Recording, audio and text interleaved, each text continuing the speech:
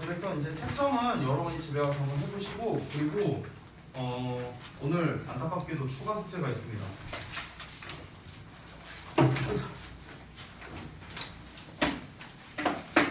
뭐냐? 부담노트예요. 부담노트.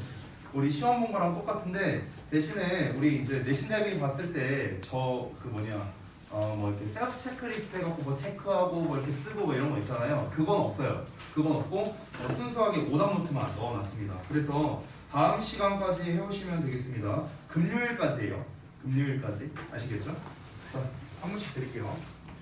한성, 자, 그리고 다현, 호수, 그리고 승우, 그다음에 서영, 그다음에 윤영, 그다음에 예진, 자, 그다음에 윤슬, 정민, 수민. 우리 이제 시험 때 했던 거랑 이제 같은 양식이니까 그 맨 첫 페이지에 보면은 이제 그 샘플이 있으니까 그 샘플에 맞춰서 여러분이 좀 작성을 해 오시면 되겠습니다. 다시 한번 말씀드리지만 금요일까지예요. 금요일까지. 자, 그러면은 뭐 말씀드릴 건 다 뭐 한 거 같고, 한 가지 더 공지사항이 있네요. 이거는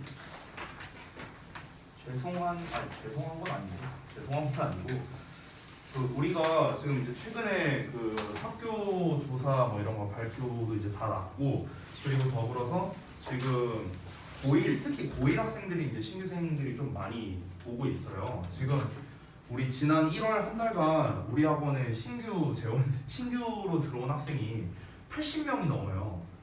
신규생만. 물론 이제 전학년입니다. 전학년. 그러다 보니까 지금 이제 우리 반만 해도 벌써 이제 12명 정원이 다 찼죠. 우리 이제 좀 그래도 나름 오래 다닌 저기 누구냐, 승우나 저기 현서나 윤영이나 정민이 이렇게 보면은 초반에 한 서너 명밖에 없었는데, 다현이도 생각해보니까 좀 오래 다녔고, 근데 이제 우리가 지금 인원도 이제 많이 차고 이래서 아마 지금 분반이 좀 이루어질 수밖에 없을 거예요. 지금 우리가 원래 한 반에 되도록이면 12명 정원을 하려고 하거든요. 근데 우리가 지금 12명이잖아. 근데 지금 계속 들어오고 있어요. 이러다 보니까 지금 이제 분반을 좀 할 건데, 분반은 당장은 아마 아닐 거고 아마 3월쯤에 분반이 좀 이루어지지 않을까 이런 생각을 하고 있습니다. 참고로 말하는데 분반의 기준은 없어요. 무슨 뭐 성적대로냐, 뭐 이름 순이냐, 뭐냐 그런 거 없습니다. 그냥 어떻게 하냐면요, 진짜 알려줄게. 이름을 다 이렇게 집어넣어요. 학생들 이름 집어넣은 다음에 엑셀로 돌려갖고 랜덤으로 돌립니다. 랜덤 클릭? 그럼 이제 위에 이제 몇 명 나오잖아. 얘 이렇게 뺍니다. 진짜 없어요. 기준 없습니다. 네. 그래서 당장은 아니고 3월에 이제 여러분 학기 시작되면은 그때 좀 아마 분반이 이루어질 가능성이 거의 한 90% 이상이라고 보시면 될 것 같아요. 당연히 이제 우리가 지금 현재 그 고등부 알반, 그러니까 고1 알반 같은 경우가 지금 현재 2개만이 있거든요. 지금 현재 기준으로. 그래서 아마 알반을 하나 더 추가로 개설을 할 것 같아요. 혹시나 해서 얘기하는 건데, 그 우리가 알반에서 이제 뭐 1, 2반, 1반, 2반, 3반 뭐 이렇게 또 나뉘어지잖아요. 그 반은 수준이랑은 무관합니다. 그러니까 다 똑같은 수준인데 그 이제 인원이 많아서 우리가 분반시킨 것뿐이지 뭐 수준별로 나누는 건 아니니까 그거는 걱정 안 하셔도 되고요. 어차피 교재랑 커리큘럼은 다 같아요. 같은 알반이니까. 차이점은 뭐냐? 담당만 달라지는 거예요. 담당만. 내가 이제 2개를 다 할 수는 없으니까요. 내가 몸이 2개가 아니잖아. 그렇지? 그래서 그 부분은 이제 어차피 당장 뭐 되는 건 아니고 이번 달 말쯤에 이때 우리가 이제 좀 반 조정을 좀 할 예정이니까 그때 가서 좀 제가 다시 한번 뭐 말씀드리던가 그렇게 할게요. 근데 뭐 아마 없을 수도 있는데 그냥 혹시나 이제 만에 하나 해서 이제 말씀을 드리는 겁니다. 그러니까 본인은 뭐 선생님이 바뀌는 거에 대해서 굉장히 아주 큰 불만이 있다, 뭐 이러시는 분이 있다면은 그러면은 저한테 따로 말씀을 주세요. 만약에 그런 분이 있다면요. 근데 내가 봤을 때는 없을 것 같아요. 드디어 저 새끼, 죄송해요 이렇게 해서 드디어 저 자식한테 내가 탈출할 수 있구나, 약간 뭐 그런 희망적인 걸로 한다면은 뭐 좋을 것 같고, 어차피 분반돼도 저는 다 똑같다고 생각을 해서, 이게 커리큘럼이 달라지는 게 아니잖아요. 커리는 똑같으니까. 그러니까 저는 뭐 상관없다고 생각하는데, 근데 이제 혹시라도 이제 좀 그런 게 있을 수 있으니까 아직 기간 많잖아요. 2월 말까지 이제 저희가 그 분반 그거 일정을 보고 있으니까 만약에 나는 분반돼서 잘리기 싫다 한다면은 잘리는 건 아니지만 어쨌든간 이게 그 다른 반에 가고 싶지 않다 한다면은 그러면 제가 여러분의 의견 한 0.1% 정도 반영해 드릴게요. 네. 0%보다 낫잖아, 그렇지? 자 그러면은 데일리 테스트 검사 좀 하겠습니다. 결과도 볼게요. 아니 치우부터 볼래.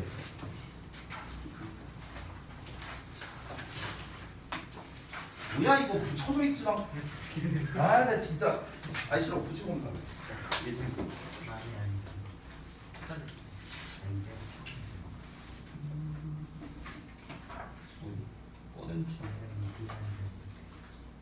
이렇게 오랜만에 보는 거지. 금요일 안 왔었지. 그러니까 그러지 지가. 응?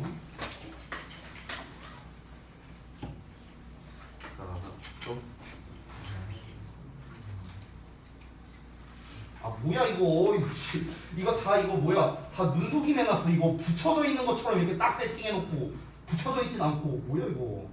응? 자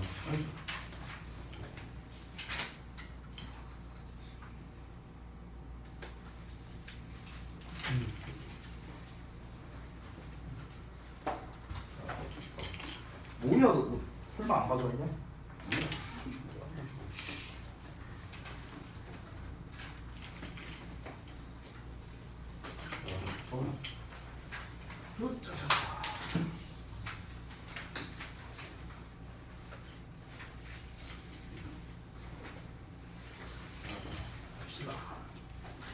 응?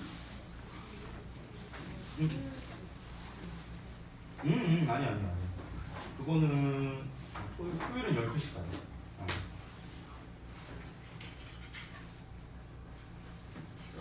다시.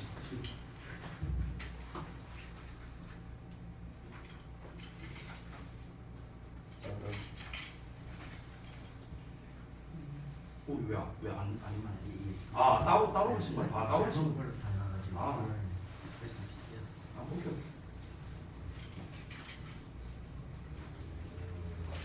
그렇죠.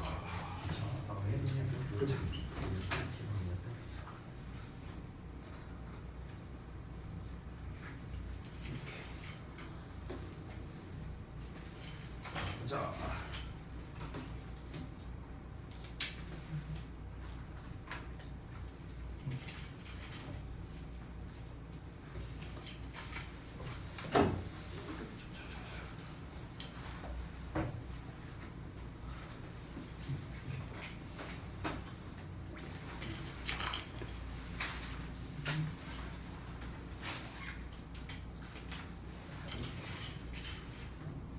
잘 봤습니다. 그러면은 여러분 데일리 테스트 한 거 피드백을 좀 하죠. 생각해보니까 우리가 어법 수업을 되게 오랜만에 하는군요. 지난주는 설 연휴였고 지난주는 이제 제가 끌려간 건 아니지. 어쨌든간 이제 좀 약간의 해프닝이 있어갖고 우리 되게 오랜만에 하는 거네. 자 그러면 같이 한번 좀 볼게요.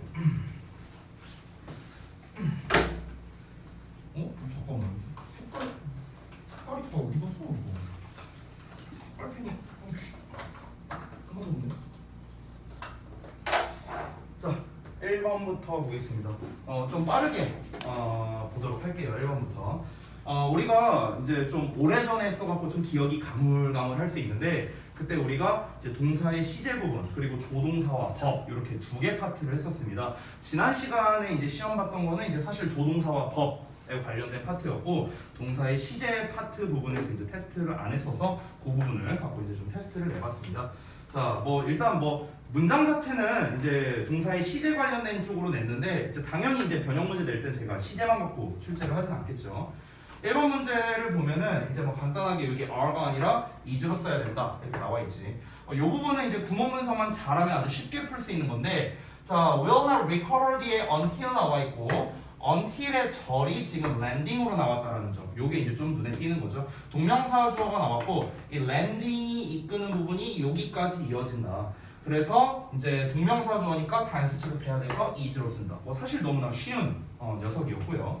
그 다음에 바로 이어서 두 번째 2번 보자면요. 우리가 간단하게 생각하면 since가 나왔기 때문에 이제 has collected라는 형태를 써야 된다라는 걸 알 수 있어요. 근데 여러분이 주의하셔야 될 게 3번에서 이제 연결되는 건데, 자 잠깐 3번을 보자면 3번에도 여기 since가 나왔거든. 그럼 since가 나왔으니까 여기도 현재 완료 써야 되는 거 아니냐 이렇게 생각할 수 있어. 그게 아니에요.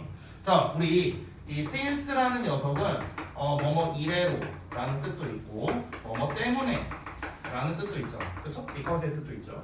그러면 요 뜻일 때는 우리가 현재 완료를 쓰는 게 맞는 건데 요 뜻일 때는 완료 시제를 사용하지 않는다라는 점. 요게 이제 차이점입니다. 그러니까 우리가 since가 나왔다고 무조건 have pp 쓴다. 이렇게 생각하면 안 된다는 거야. 그러니까 해석에 따라 달라진다는 거죠. 그러니까 이래로란 뜻일 때는요. 우리가 since 뒤에 특정한 과거 시점이 나와요. 과거 시점. 됐어? 때문에일 때는 뭐 뭔가 이제 원인이 되는 뭔가가 나오겠죠. 명사나 뭐 이런 게 나오겠죠. 그래서 앞부분을 보면 since 뒤에는 10 years ago라는 어떤 명확한 과거 시점이 나와 있죠. 10년 전이라는 과거 시점이 나와 있는데 여기 같은 경우는 since가 there was a little traffic 이라고 나왔잖아. 즉 차량이 거의 없었다라는 내용이 나왔고 어떤 특정한 과거 시점을 말한다기보다 이제 차량들이 거의 없었기 때문에 우리가 여유롭게 드라이브를 했다라는 내용이 맞겠죠. 그래서 여기서는 오히려 과거 시제를 쓰는 게 맞다라고 봐야 되는 거예요. 됐어? 시제 일치. 같은 과거 시제. 여기도 과거 시제니까. 됐나요? 그래서 얘는 어법상 문제될 게 없다라는 겁니다. 그러니까 주의할 점이 뭐냐면 since가 나왔다고 해서 무조건 완료 시제를 쓰는 게 아니라는 점, 해석에 따라서 달라진다는 점. 요게 주의점이 돼서 2번, 3번을 일부러 같이 넣은 거예요.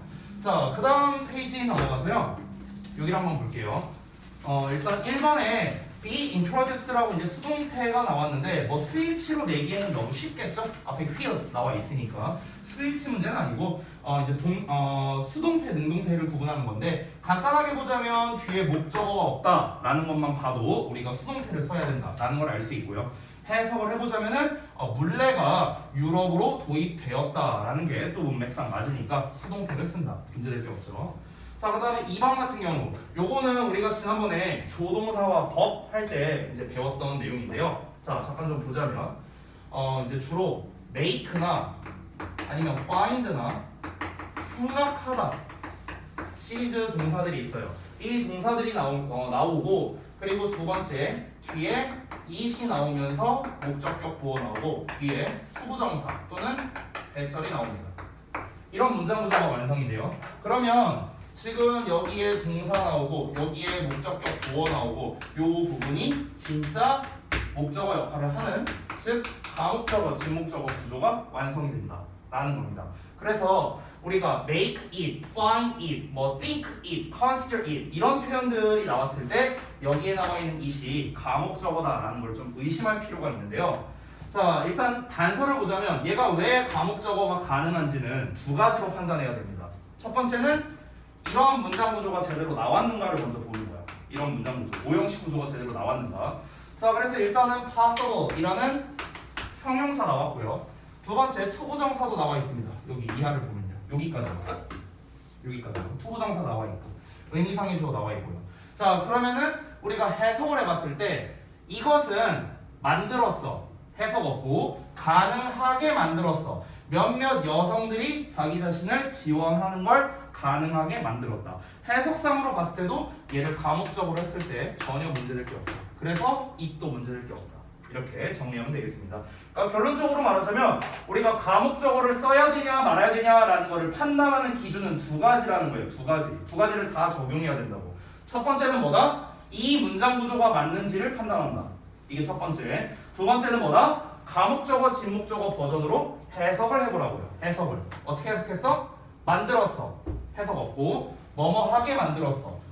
투부정사 하는 것을 뭐뭐하게 만들었다 라고 해석했을 때 전혀 문제가 없으니까 가목적어 it을 쓰는 게 맞구나. 이렇게 여러분이 생각하시면 되겠습니다. 자, 그 다음에 3번은 방금 전에 봤던 거랑 연결되는 건데 지금 제기대명사를 사용했단 말이야. 자, 제기대명사를 언제 사용하느냐? 의미상 주어와 동일한 녀석일 때 제기대명사를 사용한다. 이 얘기를 했어요. 이게 제기대명사에서 가장 중요한 포인트라고 했었지. 자, 그러면 의미상의 주어 for some women 여기 나와 있죠. 그러면 몇몇 여성들이 자기 자신을 지원했다라고 했을 때 전혀 우리가 맥락상 문제가 없는, 즉 둘이 똑같은 대상이기 때문에 themselves라는 형태로 써줘야 된다. 이렇게 볼 수 있겠습니다. 우리 비슷한 문제가 지난 그 우리 내신 능력 평가 시험에서도 이 비슷한 어법 문제가 나오기도 했었죠. 사술형 1번이었나요? 자, 그 다음에 넘어가서 4번 볼게요. 요게 이 학생들이 이제 좀 많이 헷갈려 하는 것 중 하나인데 잠깐 좀 볼게. 저거는 이제 많이 헷갈리더라고. need나 require 이런 류의 동사들을 보면은 얘네들의 공통점이 뒤에 투부정사를 목적어로 쓴다는 거거든. 이게 이제 공통점인데 우리가 헷갈리는 게 뭐냐면 이걸 필요하다 이렇게 해석을 해요. 필요하다. 근데 여러분 정확하게 말하면 need랑 require는 필요하다가 아니에요. 정확하게 해석하면 필요하다가 아니고요. 필요로 하다라는 뜻이에요. 필요로 하다. 똑같은 말 아닌가요? 아니요. 다른 말이에요. 다른 말. 그러니까 예를 들어서 나는 그것을 필요한다 하면은 나는 그 물건을 필요하다 하면은 이상하지 않아요? 우리말로 했을 때 나는 그 물건을 필요하다? 이상하죠? 나는 그 물건을 필요로 하는 거죠. 됐어요? 우리가 우리말식으로 좀 자연스럽게 쓰면은 나는 그 물건이 필요하다 이런 식으로 많이 쓰잖아. 그죠? 근데 이제 영어식으로 할 때 우리가 목적어는 일반적으로 을을 붙여 해석하는 경우가 많으니까 정확하게 need나 require를 해석할 때는 뭐뭐를 필요로 하다라고 해석하는 게 원래 정확한 겁니다. 정확하게는요. 자, 그러면은 지금 needing이라는 녀석 뒤에 투부정사가 나와 있는데 이 투부정사가 뭐뭐 하는 것을 필요로 하는 건지 아니면은 뭐뭐 하기 위해인지 이거에 따라 달라지는 거예요, 답이. 그래서 그러니까 뭐뭐 하는 것을 필요로 한다라고 하면은 그럼 needing이 맞는 거야. 근데 뭐뭐 하기 위해 필요로 된다라고 하면은 그러면 needed가 맞는 거고요. 됐나요? 그러니까 이게 투부정사의 해석에 따라 달라지는데 팁을 하나 주자면 이건 팁이에요. 팁을 하나 주자면 보통 이런 분사류의 need의 분사류의 문제가 나오면 거의 대부분은 needed to가 답인 경우가 많아요. 이건 그냥 찍기 팁이에요. 찍기 팁. 대부분은 그렇습니다. 근데 이렇게 풀면 안 되고 당연히 여러분은 이제 많이 이제 좀 해석을 해봐야겠죠. 그럼 해석을 해봤을 때 천을 만들기 위해 필요로 되는 노동력. 그래서 이게 문맥상 맞기 때문에 필요로 되는 거니까 needed로 써야겠구나. 이렇게 정리하시면 되겠습니다. 자, 그 다음에 바로 이어서 이제 5번을 볼 건데 요 5번은요 앞에 콤마 찍고 so 나왔고 그 다음에 did라는 형태가 원래 나왔었고 그 다음에 the cost of the fabrics 이렇게 나왔습니다. 즉 so 동사주어라는 구조가 되는 건데 so 동사주어는 주어 또한 그러하다 뭐 이렇게 해석을 해요. 여기에서 동사는 앞에 나와 있는 동사를 대신하는 대동사입니다. 대동사. 자, 대동사는요 둘 중에 하나라고 생각하면 돼. 비동사를 쓰거나 주동사를 쓰거나 둘 중 하나라고 생각하면 돼. 비동사나 주동사. 물론 조동사를 쓰는 경우도 있거든. can이나 should나 이런 거 쓰는 경우도 있는데 시험에는 거의 안 나와요. 그러니까 시험에 나오는 거는 대부분 비동사와 주동사를 비교하는 거다. 이렇게 생각하면 돼. 근데 앞을 보면은 was decreased 이렇게 나와 있죠. 수동태로 나와 있잖아. 그럼 이런 경우에는 해석을 같이 해봐야 되는데 지금 주어를 봐봐. 주어가 the labor예요. labor 노동력이야. 그러면 천을 만드는데 필요로 되는 노동력이 감소했다. 그리고 그 천의 가격 또한 감소했다. 이렇게 해석이 되겠죠. 그럼 천의 가격 또한 감소했다라는 건 앞에 나와 있는 was decreased를 똑같이 받는다는 거니까 was를 받아서 똑같이 비동사로 써줘야 맞는다는 거야. 됐니? 뒤에 있는 주어가 또 이제 단수형이니까 단수에 맞게끔 was로 써준 거고요. 만약 복수형으로 나왔다면 were로 써야 됩니다. 됐지? 자, 그 다음에 6번 갈게요. 너무나도 간단한 문제. 소대 구문입니다. 됐죠? 그래서 대시예요.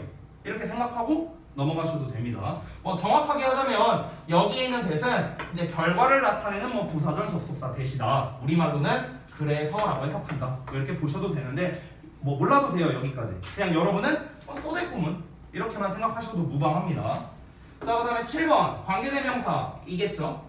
The excess of paper 주어 나왔는데 얘가 이렇게 수식을 하는가?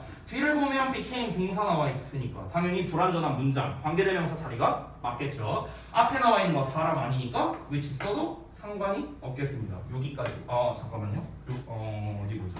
became available as a result. 여기까지겠네요. 요 덩어리가 앞에 있는 얘를 수식하고 이 녀석에 대한 동사 여기 was 나와 있죠. 그래서 7번도 역시나 문제될 거 없다. 이렇게 정리할 수 있겠습니다. 자, 그러면은 데일리 테스트는 이 정도로 마무리를 하고요. 우리 다음 파트를 한번 가보겠습니다. 지난번에 챕터 4에 조동사와 법 파트까지 다 했던 걸로 기억을 하는데요. 혹시 제가 여기서 뭐 추가로 한다거나 뭐 그런 거는 없었나요? 없었으면 유닛 5로 넘어가죠. 있었나요? 없었나요? 좀 오래돼서 기억이 안 나요. 없나요? 그냥 유닛 5 나가면 돼요? 돼요? 자, 그러면 유닛 5의 능동태랑 수동태 요 파트를 좀 보도록 하겠습니다. 사실 유닛 5에 있는 내용이랑 유닛 6에 나와 있는 내용을 좀 같이 볼 거거든요. 여기 같이 볼게요. 제가 사실 너무나도 많이 설명했던 녀석인데 일단 책에 나와 있는 내용을 한번 한번 읽어보고 제가 없는 내용, 뭐 추가 필기가 필요한 내용들은 따로 좀 써드리겠습니다.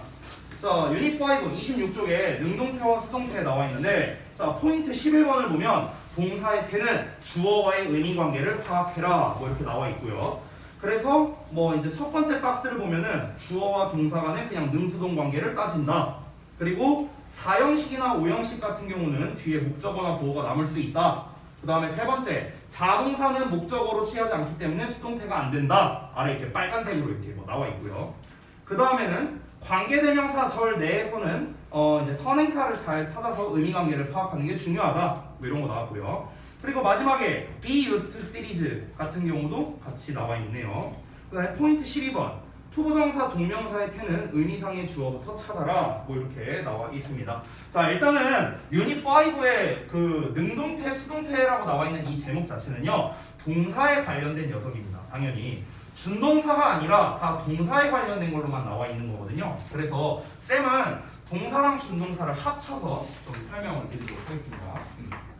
능동과 수동입니다.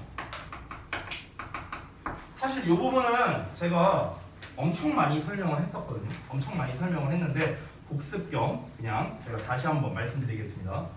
일단 능동과 수동은요 당연히 시험에서 굉장히 많이 나오는 녀석 중 하나입니다. 우리가 흔히 동사 관련된 어법이라고 제가 전에 한번 뭐 프린트도 주고 뭐 이런 적이 있었죠. 그거를 다시 한번 좀 복기를 해보자면 우리가 자 예를 들어서 동사처럼 생긴 애가 나왔어. 메이드 같은 애가 딱 나오고 밑줄이 딱 쳐져 있어. 그럼 이제 어떤 과정으로 풀 거냐 그 풀이 과정을 제가 말씀드린 적이 있는데 복습을 해볼게요. 자 1단계는 뭐였습니까? 얘가 동사 자리가 맞냐 아니냐 이런 거를 판단해야 된다고 했었어. 첫 번째로. 그러면 두 번째로는 동사 자리가 맞는지 아니면 동사 자리가 아닌지 둘 중 하나 나올 거 아니야. 그럼 동사 자리가 맞다면 선생님이 신경 써야 되는 거 세 가지가 있다고 했었어요. 첫 번째는 수일치, 두 번째 시제일치, 세 번째 태. 이거를 신경 써야 된다. 이런 얘기를 했는데 근데 우리 고등부에서는 시제 관련된 문제가 잘 안 나온다 이런 얘기를 했었지. 그래서 대부분은 수와 태만 신경 쓰면 된다 이런 얘기를 했었어. 자 동사 자리가 아니라면은 자연스럽게 준동사 자리이기 때문에 투부정사를 쓸 건지 동명사를 쓸 건지 분사를 쓸 건지 이거를 결정 짓고 난 다음에 이제 태까지 신경 쓰면 된다 뭐 이런 얘기를 했었습니다. 이게 동사 관련 어법 풀이 과정이었어요. 풀이 과정. 근데 지금 이 딴 색깔이 없네. 자 지금 여기 잘 보시면 동사 자리가 맞냐 아니냐랑 상관없이 항상 따져주는 게 있지. 그게 뭐야? 바로 태예요. 태. 됐어? 그러니까 이 태라는 녀석은 여러분의 시험 범위와 상관없이 항상 나올 수 있는 거예요. 항상 모의고사가 됐든 내신이 됐든 항상 나올 수 있는 게 바로 이 태에 관련된 겁니다. 여러분이 학교 이제 고등학교 들어가면 교과서 이제 받을 거 아니에요. 근데 이제 그 고등학교 교과서에도 보면은 중등부 때처럼 본문 끝나고 나면 뭐 이제 뭐 출판사마다 다르지만 뭐 랭귀지 포커스 뭐 이딴 식으로 해갖고 뭐 이렇게 나와 있어요. 그 단원의 뭐 주요 어법 이런 게 나와는 있어. 나와는 있는데 근데 고등학교에서는 그것만 갖고 시험을 안 내요. 그냥 전범위로 내. 전범위로. 항상 어법 문제를 낼 때.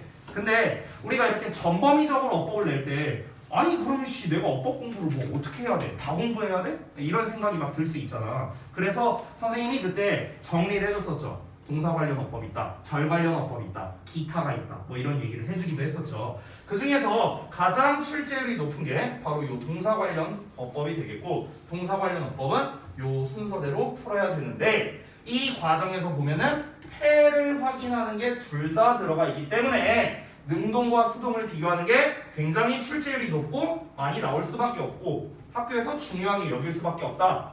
이 얘기를 제가 말씀드리는 겁니다. 그렇죠? 자, 그래서 이 능동과 수동 같은 경우는 결국 이 둘을 구분하는 게 핵심이기 때문에 이 구분법을 제가 다시 한번 설명드릴게요. 바로 봅니다. 구분법. 시험에서 출제는 뭐냐? 그냥 이거야. 능동 쓸래? 수동 쓸래? 이거예요. 동사 버전으로는 뭐 예를 들어 make 쓸래? is made 쓸래? 이게 동사 버전. 뭐 만약에 분사 버전이라면 making 쓸래? made 쓸래? 투부정사 버전이라면 to make 쓸래? to be made 쓸래? 뭐 이렇게 되겠죠. 결국에는 능동과 수동을 구분하는 게 핵심이다 라는 거고요. 이 구분법에 대해서 다시 한번 정리해 보겠습니다. 자, 구분법은 저는 총 두 가지로 하는데 여러분은 이 두 가지 구분법을 다 활용해야 됩니다. 한 개만 쓰는 게 아니라고 제가 예전부터 얘기를 했었어요. 자, 첫 번째는 해석으로 구분하는 겁니다. 해석으로 구분. 자, 이거는 여러분이 이미 기존에 너무나 잘 알고 있는 방법이에요. 너무나 잘 알고 있다시피 여러분 잘 알다시피 능동 같은 경우는 뭔가를 이제 하는 거고 수동 같은 경우는 뭔가가 되는 거잖아. 그쵸? 이거 모르는 사람이 어디 있어? 이거 다 알고 있잖아. 그치? 그러니까 이걸로 구분을 하는 건데 여기서 중요한 게 빠졌어. 이것만 알고 있으면 안 돼. 이것만 알고 있으면 안 되고 포인트가 있습니다. 포인트. 그 포인트가 무엇이냐면요. 바로 의미상 주어를 찾는 것이 핵심입니다. 의미상 주어를 찾는 게 핵심이다. 의미상 주어를 찾는 게 핵심이다.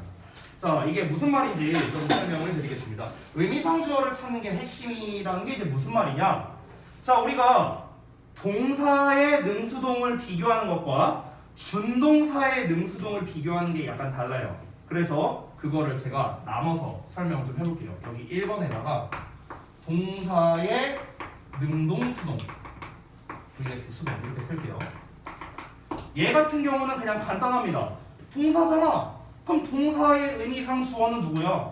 당연히 주어죠, 주어. 그냥 문장 주어겠죠. 그러면은 문장의 주어를 보고 그 녀석이 하는 거냐 되는 거냐를 구분하면 됩니다. 심플하죠.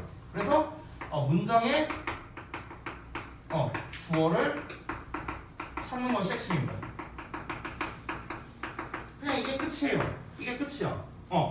동사를 먼저 찾아놓고, 그러니까 예를 들어서 우리 27쪽에 있는 문제를 봐봐.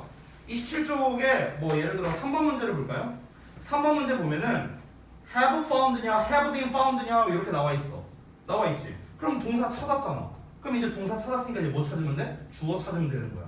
그럼 주어가 뭐예요? 앞에 나와 있는 no skeletons, precious jewelry were gold. 요거겠죠 뭐. 여기가 이제 주어일 거 아니야. 그러면은 얘네가 발견을 하는 건지 발견이 되는 건지 해석해 보면 된다. 간단하죠? 뭐 여러분이 이미 너무나 잘 알고 있는 방법이 되겠고요. 자, 두 번째로는 그러면 준동사의 능수동을 한번 볼게요. 준동사의 능수동.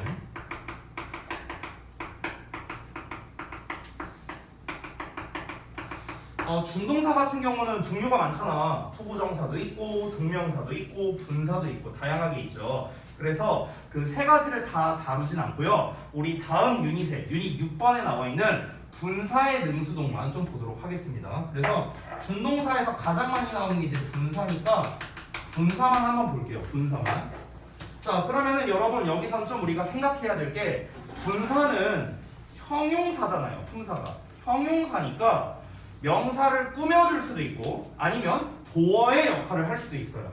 그러니까 명사를 꾸며줄 때랑 보어 역할을 할 때랑 이 의미상 주어가 좀 다릅니다.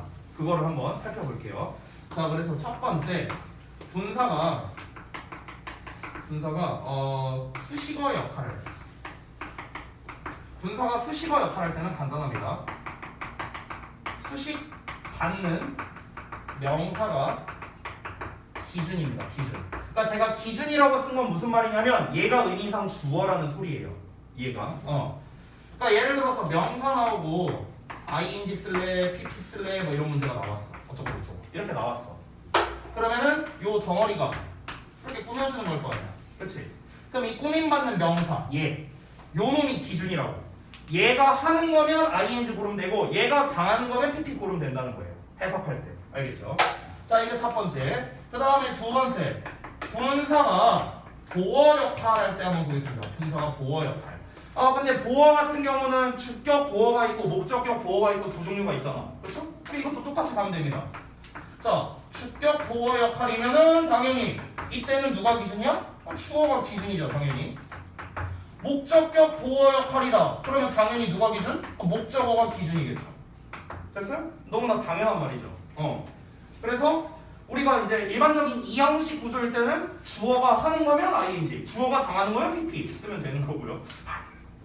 이게 잘 안 보이다 보니까 다 이러고 있네. 그다음에 이제 목적격 보어는 이제 오형식에서 나오니까 오형식의 경우라면 당연히 목적어가 하는 거면 ing고 목적어가 당하는 거면 pp고. 너무나 간단한 내용이죠. 너무나 당연한 내용이고요. 자, 그리고 세 번째 케이스도 보여줄게요. 세 번째. 세 번째는요, 분사구문의 경우를 좀 보여줄게요. 분사구문. 분사구문의 위치랑은 상관없습니다. 분사구문은 우리 문장 맨 앞에 쓸 수도 있고, 중간에 콤마로 쓸 수도 있고, 아니면 맨 뒤에 쓸 수도 있죠. 어디에 쓰든지 그건 중요하지 않습니다. 중요한 건 뭐냐? 분사구문의 의미상 주어, 즉 어떤 녀석이 기준이냐? 얘는 정확하게 말하면 뭐라고 표현해야 될까? 그러니까 주절의 주어인데 원래는 근데 이게 주절의 주어가 아닌 경우도 있거든요. 아닌 경우도 있어요. 그래서 어떻게 표현하면 좋을까? 분사구문이 포함되어 있는 데의 절이라고 해야 될까? 좀 정확하게 해야 될까?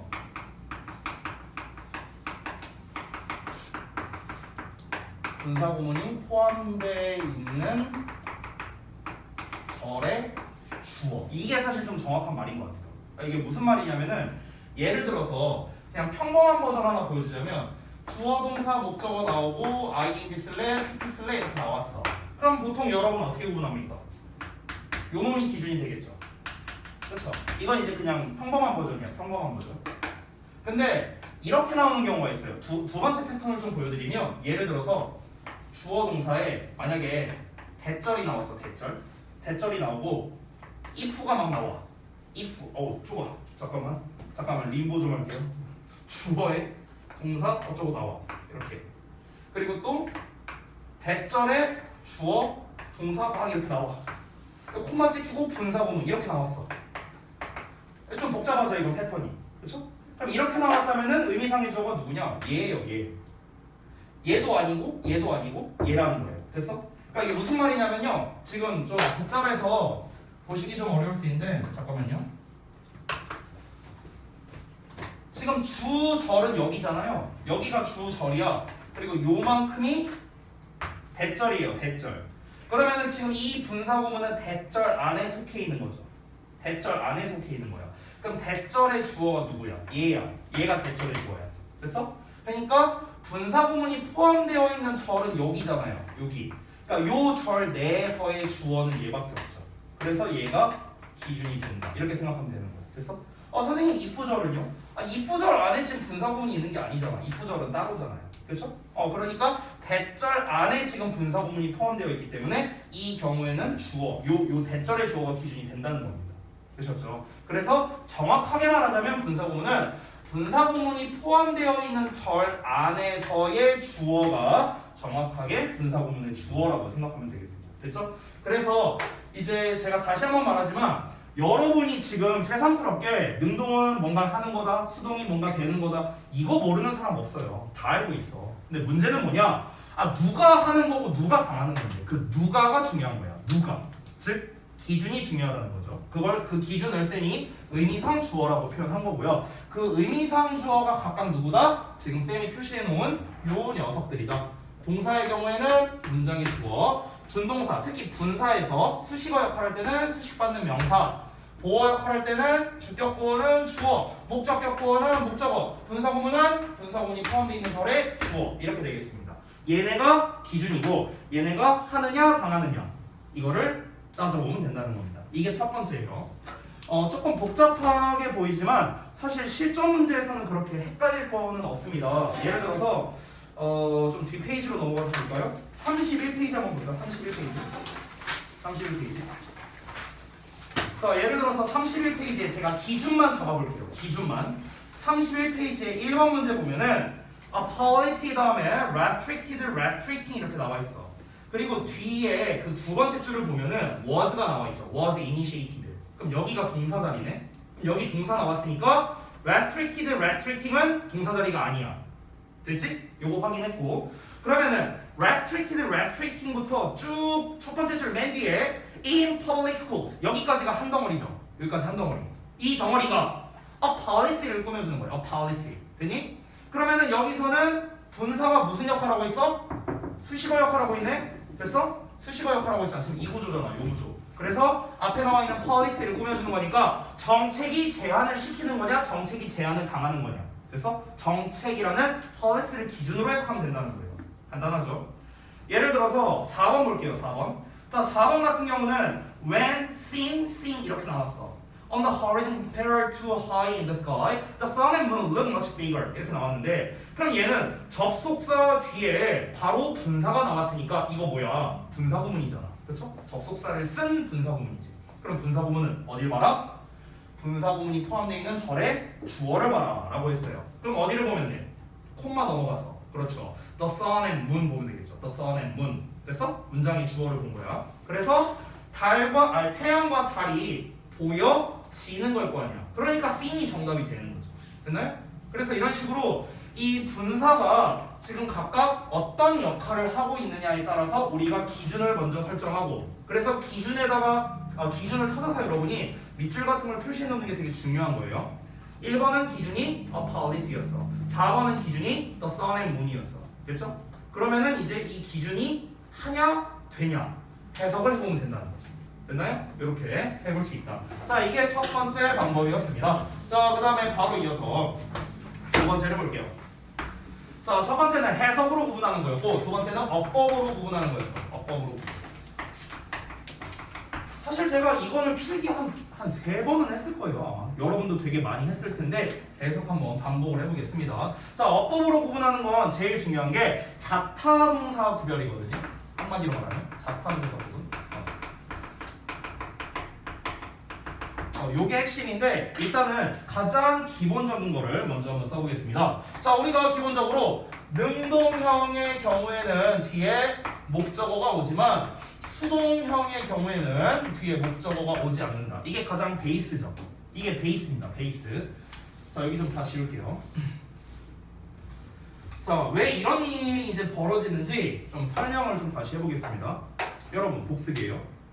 우리가 지금 배우고 있는 건 능동과 수동을 비교하는, 즉 태를 비교하는 걸 배우고 있습니다. 여러분이 중학교 1, 2학년 때 수동태라는 걸 이제 처음 배우실 때 보통 수동태를 어떻게 배우냐면은 뭔가가 이제 뭔가 당하는 거다, 되는 거다, 뭐 비동사의 PP, 바이의 목적격 뭐 이러면서 보통 배워요.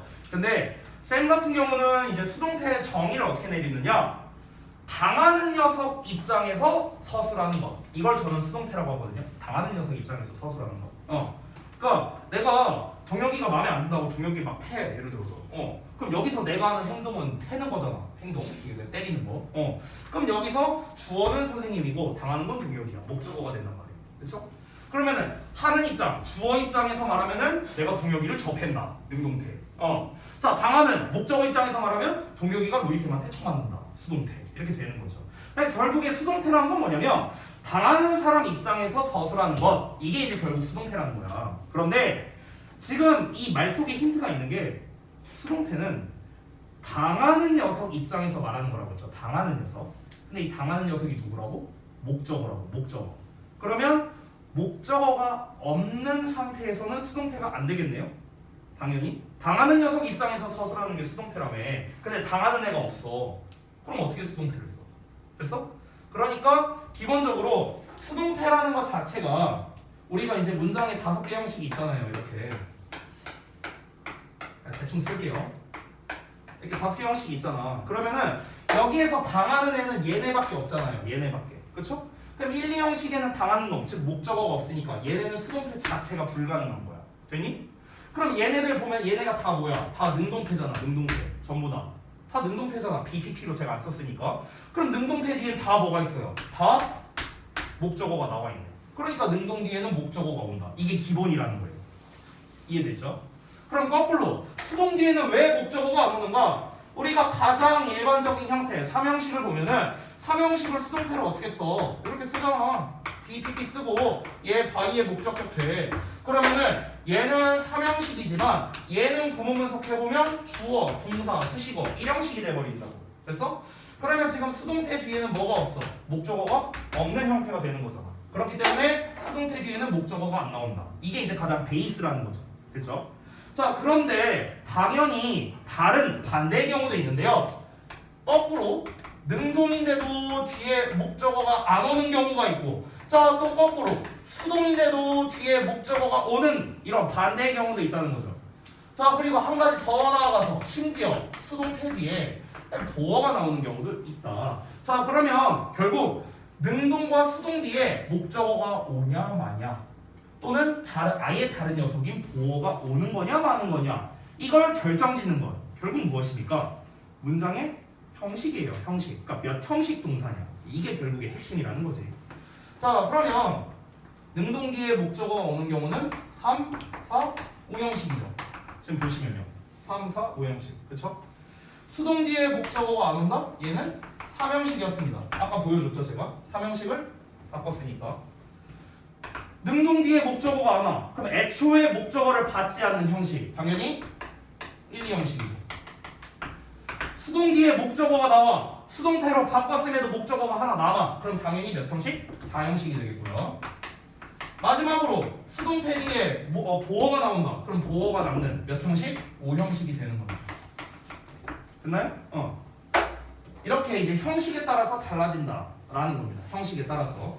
자, 근데 여기에서 이제 몇 가지를 좀 추가로 말씀드리자면, 제가 아까 전에 자타동사 부분이 좀 중요하다고 했죠? 지금 잘 보세요. 능동태는 모든 형식에서 가능하죠. 1, 2, 3, 4, 5형식에서 다 가능합니다. 근데 수동태는 목적어가 없는 1, 2형식에선 안 된다고 했죠, 아까. 그렇죠? 그래서 실제로 보면 능동태는 1, 2, 3, 4, 5형식이 다 가능하지만 수동태는 3, 4, 5형식만 가능하다는 걸 우리가 확인할 수 있어요. 그렇죠? 그래서 우리가 이것을 통해서 알 수 있는 게 무엇이냐? 결국 능수동, 자동사는 자동사 1, 2형식 동사죠.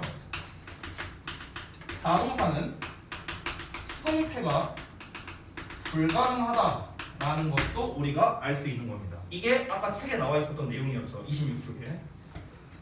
자, 그러면은 이제 여기에서 어떻게 하느냐? 단순히 뒤에 목적어가 있냐 없냐, 사실 3형식이 제일 많이 나오거든, 시험에서. 그래서 대부분은 얘네로 처리가 가능해요. 대부분 시험은요. 여기서부터는 팁입니다. 팁. 대부분은 여기서 처리가 가능한데, 근데 시험에서 여기까지는 좀 많이 넣는 편이에요. 여기까지. 그러니까 요 세 개가 기출 빈도가 가장 높아요. 이 세 개가 제일 높습니다. 뒤에 목적어 오면 능동, 목적어 안 오면 수동. 단 자동사면은 수동태 불가. 그래서 요 세 가지가 보통 시험에 많이 나오고요.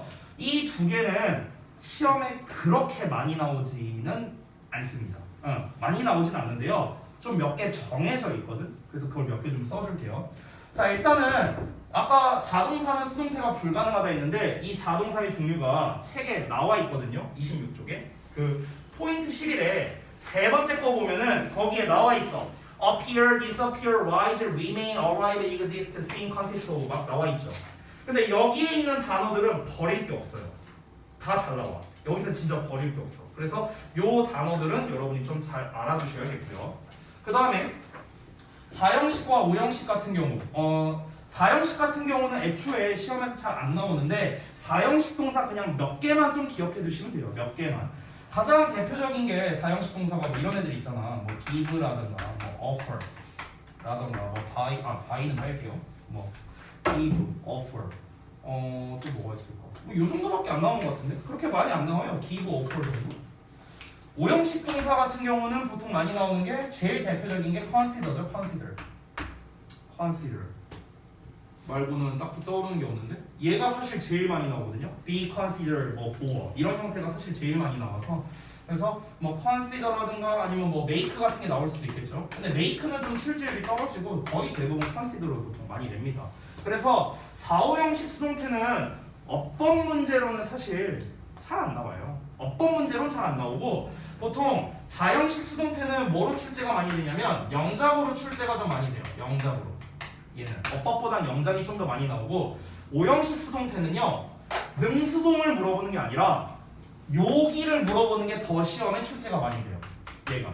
그러니까 요 자리에 보어 쓸래 아니면은 부사 쓸래. 그러니까 형용사 쓸래 부사 쓸래. 그러니까 이 문제로 더 많이 내요. 여기서 형용사 대 부사. 그러니까 이걸로 더 출제를 많이 하지 능동 쓸래 수동 쓸래로는 사실 잘 안 냅니다. 보통 일반적인 능수동을 물어보는 건 요 세 개에서 많이 낸다라고 보시면 됩니다.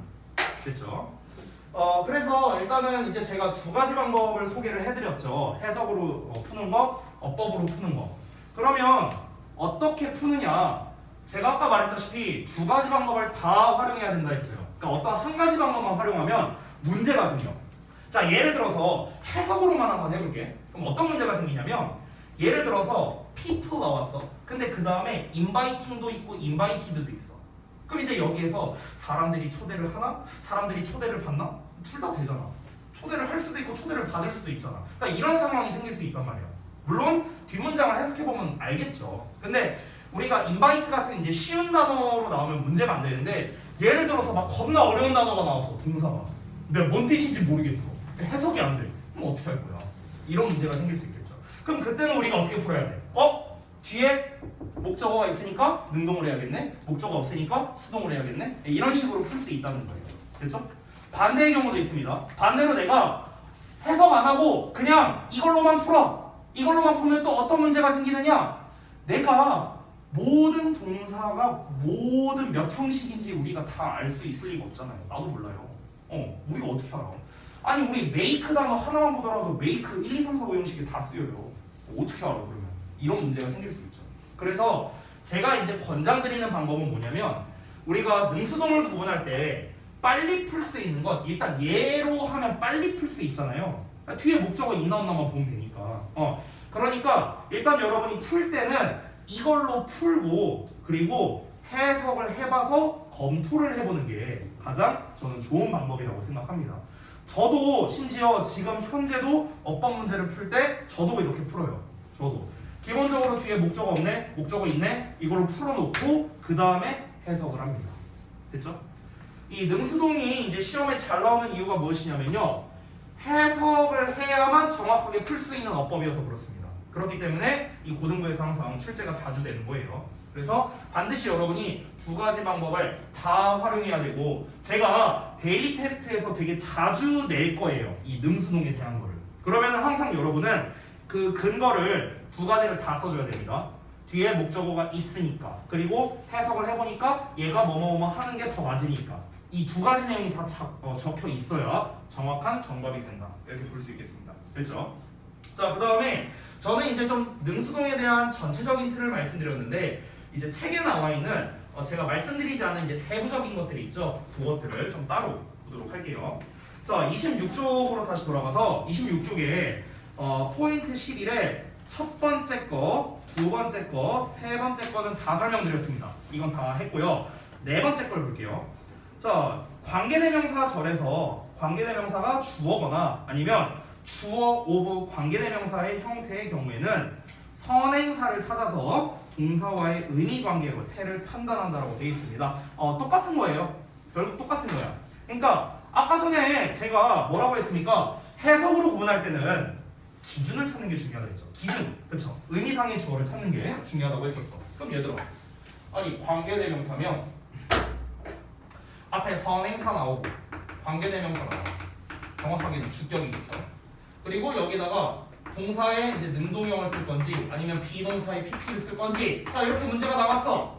그러면은 당연히 요 녀석은 앞에 있는 선행사를 대신하는 거고, 그러면 요 놈이 즉 이 명사가 하는 거면 능동, 이 명사가 되는 거면 수동을 쓰면 되는 거잖아. 그렇죠? 기준이 누구야? 얘가 기준이라고. 선행사가 기준이라고. 그 얘기한 거예요 지금. 됐어? 여기에서 주어 오브 관계대명사인 경우라고 나왔는데 이건 어떤 거냐면 우리가 이제 계속정용법에서 콤마하고 위치 이렇게 찍는 경우도 있는데 이런 경우도 있거든요. 뭐 예를 들어서 some of which 뭐 이렇게 쓰는 경우도 있어요. some of which. 그럼 얘도 똑같아. 뭐 some of which를 쓰든 그냥 which를 쓰든 달라질 건 없어요. 결론적으로 중요한 건 뭐냐? 아니 그래서 얘네 선행사가 누군데 이게 중요한 거야.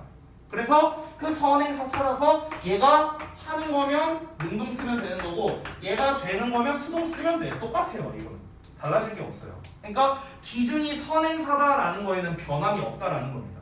됐어? 그러면 기준이 누구인지를 찾으려면 우리가 해석을 결국 할 줄 알아야겠네요. 해석을 해야만 이 관계대명사의 선행사를 찾을 수 있고 이 선행사가 하냐 되냐에 따라 능수동이 결정되는 겁니다. 그러니까 역시나 해석이 포인트가 된다. 이렇게 볼 수 있겠습니다. 자, 그 다음에 마지막에 나와 있는 그 be used to랑 be used to 이제 ing 이렇게 두 가지가 나왔는데 요거는 좀 짤막하게만 말씀드릴게요. 우리가 보통 be used to 동사만 영하면 이제 뭐 하기 위해 사용되다 이렇게 해석을 하죠. 그 다음에 두 번째로 be used to ing 하면은 뭐 하는데 익숙하다 이렇게 해석하잖아. 그러니까 이게 이제 뭐냐면은 위에 거는 be used가 수동태야. 수동태. 그리고 이 투부정사는 부사로 쓰인 거야. 뭐 하기 위해서. 그냥 이게 합쳐진 거야. 합쳐진 거. 그래서 이걸 하기 위해 주어가 사용되다. 결국 be used 동사 원형은 수동태예요. 수동태. 근데 아래 거는 수동태가 아니야. 얘는 능동태야. 얘는 왜 이런 의미가 되냐면 먼저 여기서의 to는 뭐뭐애거든요. 전치사야. 전치사. 얘는 동명사로서 뭐뭐 하는 것이야. 여기서의 used는요. 이 이제 우리가 분사로서 무슨 뜻이 있냐면 얘가 익숙한이라는 뜻이 있어요. 익숙한. used가. 그러니까 used가 왜 익숙한이라는 뜻이냐면은 잘 봐봐. use는 사용하는 거지. 근데 used는 사용된 거겠죠.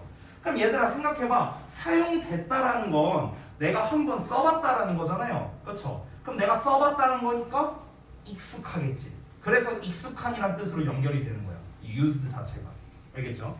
그래서 얘가 이제 합쳐서 해석하면 뭐뭐 하는 것에 익숙하다 이렇게 되는 거거든. 해석 자체가. 그러면 여기서 이 문장 전체는 능동이에요. 능동. 수동태가 아니라고. 그러니까 사실 우리가 이 두 개를 원래 구별할 때는 전체 해석으로서 보통 구분을 많이 했는데 실제로는요 그냥 능수동으로도 구분을 할 수 있습니다. 능수동. 왜냐면 얘는 뭐뭐 하는 것에 익숙한 거니까 하는 것이잖아. 하는 것. 그러니까 능동으로 해석이 되죠. 위에 거는 사용되다라고 해석이 되니까 수동이란 말이야. 그래서 사실은 능수동으로 구별을 할 수 있다라는 겁니다. 똑같아요. 자, 그러고 포인트 12번에 투부정사와 동명사의 태하고 나왔는데 요거는 그냥 말로써 설명하겠습니다.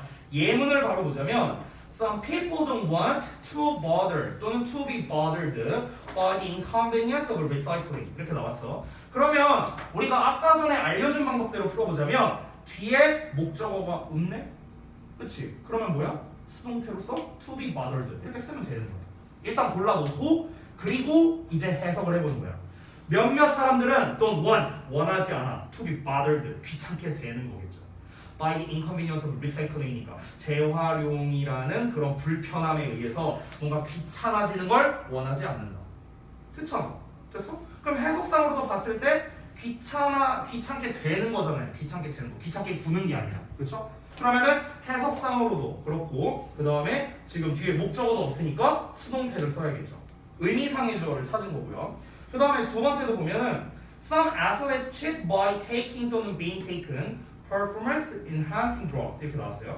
그럼 여기서 보면 뒤에 performance가 나왔네. performance 목적어 나왔네. 그러면은 능동형 taking 이렇게 먼저 고르고 그 다음에 해석하면 되는 거야.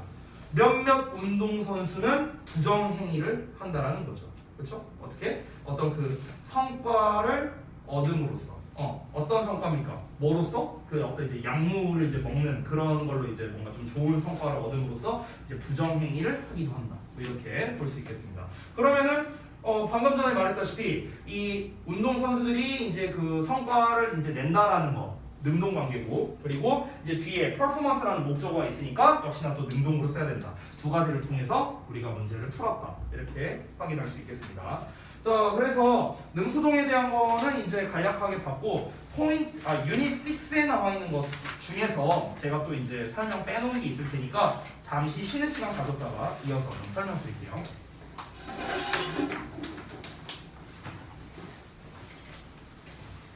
시우야, 그래서 얼마나 했어? 응?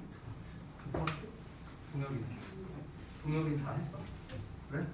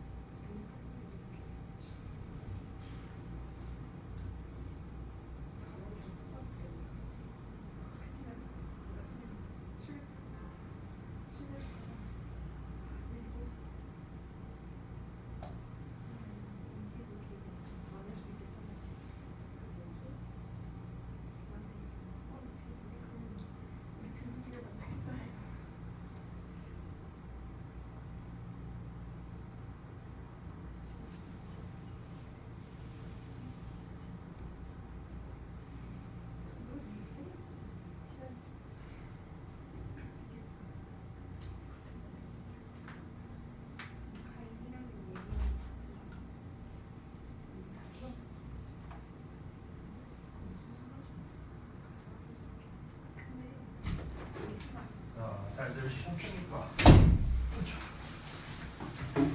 자 그러면은 30페이지에 있는 거를 좀 이어서 볼까?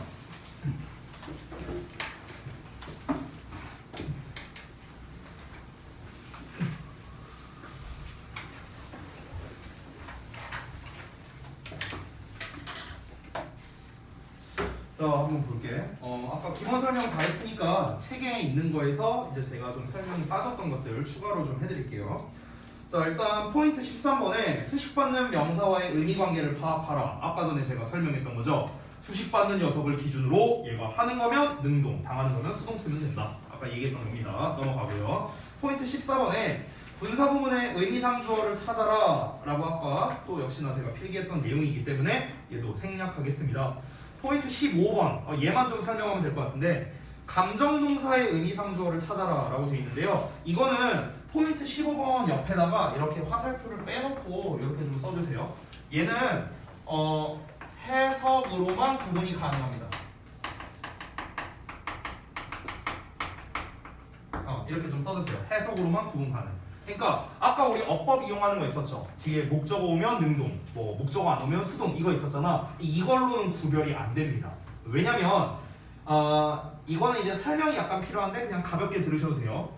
우리가 흔히 감정을 나타내는 표현들, 뭐 surprise나 amaze나 막 이런 표현들 있잖아. 그러니까 이런 애들을 이제 우리가 분사로 만들면 surprising, surprised, amazing, amazed 뭐 이렇게 될 거 아니냐. 근데 얘네들은요, 엄밀히 말하면 우리가 이제 문법에서 분사형 형용사 이렇게 표현을 해요. 분사형 형용사. 그래서 사실 분사의 능수동으로서 접근한다기보다는 그냥 하나의 형용사화된 녀석들이라고 봐야 되거든. 그래서 쉽게 말하면 surprising, ing형으로 나와도 뒤에 목적어가 안 나올 수 있어요. 안 나올 수도 있어. 그렇기 때문에 뒤에 목적어가 있냐 없냐 이것만으로는 우리가 사실은 구별할 수가 없기 때문에 얘는 해석으로만 구별이 가능합니다. 여기에다가 좀 추가로 한 가지를 제가 더 써드리자면 해석으로만 구별이 가능한 케이스가 한 가지 더 있는데 분사가 ing나 pp가요 명사를 앞에서 뒤로 꾸며주는 경우도 있잖아요. 주로 한 단어일 때, 그렇죠? 이 경우에도 해석으로만 구분이 가능합니다. 됐죠? 왜냐면 뒤에 명사가 있으니까 뭐 뒤에 목적어가 있냐 없냐 이걸로는 안 될 거 아니야. 그치? 그렇기 때문에 해석으로만 구분 가능한 케이스가 이렇게 두 가지가 있다는 점, 이게 좀 주의점입니다. 첫 번째는 감정 형용사의 경우고요. 두 번째는 ing나 pp가 앞에서 뒤로 꾸며줄 때 이렇게 두 가지 케이스가 있겠습니다. 됐죠?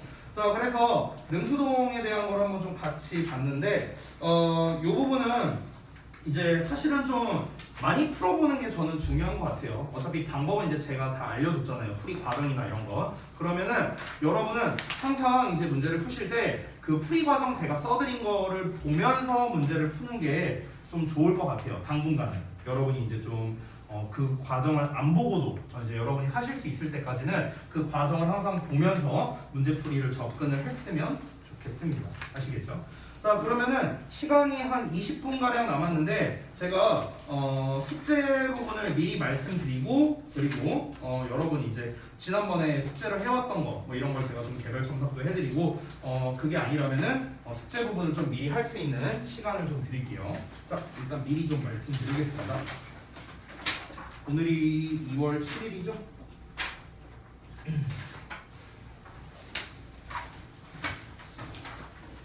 그리고 요거 검사하면서 이제 우리 동혁이랑 시우는 그거 같이 검사할게요. 알았죠?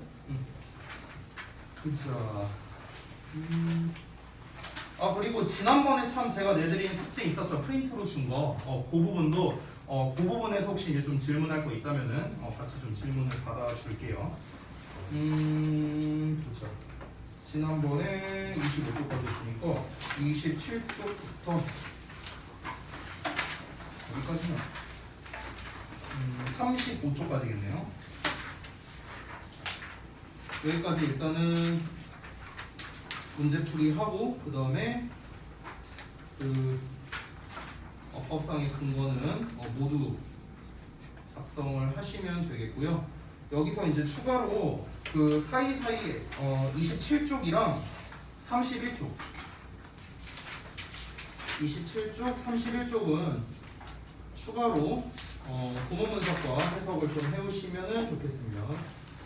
되도록이면 구문 분석은 이제 책에다가 그리고 해석은 노트에다가 좀 하시면 되겠습니다. 당연히 질문할 거 있다면은 전부 다 체크해 오시면 되겠습니다. 됐죠? 그리고 한 가지 빼먹을 뻔했네요.